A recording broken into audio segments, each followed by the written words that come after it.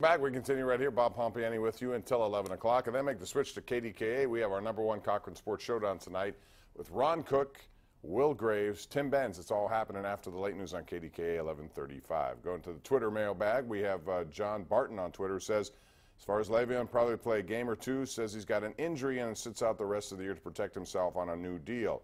Not like it's that much of a far-fetched idea. Who knows? There could be phantom injuries. There are going to be a lot. I think the distrust the Steelers have for Le'Veon Bell is palpable, and I do believe they're serious about trying to move him. But to take something in return, we'll see what happens. Let's go out to Calvin in Clearfield. Hey, Calvin, how are you? Good evening, Bob. How are you doing? Good. What's on your mind, Calvin? Okay. My question is for tomorrow night's game about Antonio Brown. I know he was disciplined by Colin, the head coach and Stewart. How much will he play tomorrow night? Thanks for taking my call. Who did you say? You're kind of a muffled. Okay, Antonio Brown. He got Antonio Brown. Oh, he'll play a lot. Okay, I just wondered because I heard on that show that he had been disciplined by Mike Tomlin. Yeah, we don't know what that discipline is, but it will not be sitting out a game, I can tell you that. So he will be there.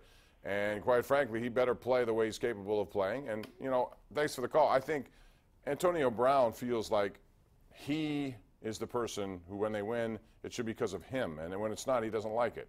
And quite frankly, that's an immature attitude to have. But what we've seen from him is a lot of immature stuff. So I think, you know, hopefully this will be something that will get over, and a good performance will help move that along. If it's not, if they lose and he's not good, it'll just make the whole thing just get a little deeper as we go into this conversation about him.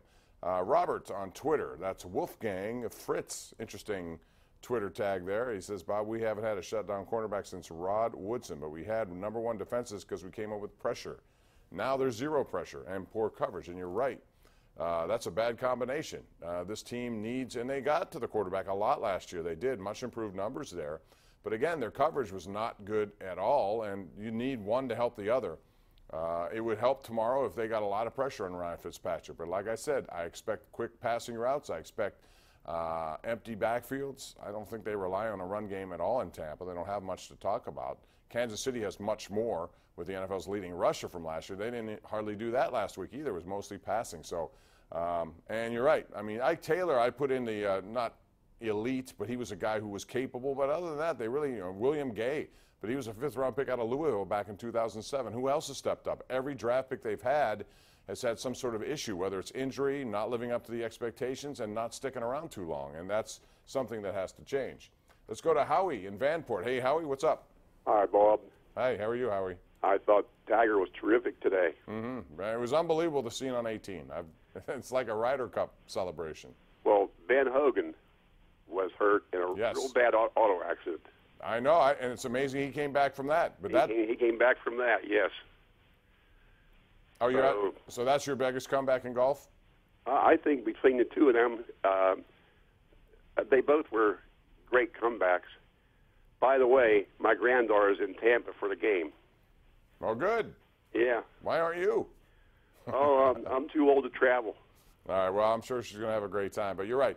Ben Hogan had a very, very tragic situation on his hands, but, you know, he overcame that, went through surgery and everything else. Tiger's had a lot of surgery. I normally, like I said, I didn't expect his back to be able to hold out like this. To go through an entire season with that much torque in his swing and be able to have no problems at all is an amazing accomplishment by, #1, his doctor for doing it, and whatever fusion technique worked, and #2, his perseverance. And that was never in question. It was just about being physically able after having all these. Even him, if you listen to his post-game interview today, he said, I just can't believe this. I can't believe I've come back this far. Normally, that's not how Tiger talks. He wants to win everything. He was just amazed that he had taken it this far. Amazed himself, which is pretty amazing to do. We'll be back with more right after this on Pittsburgh CW.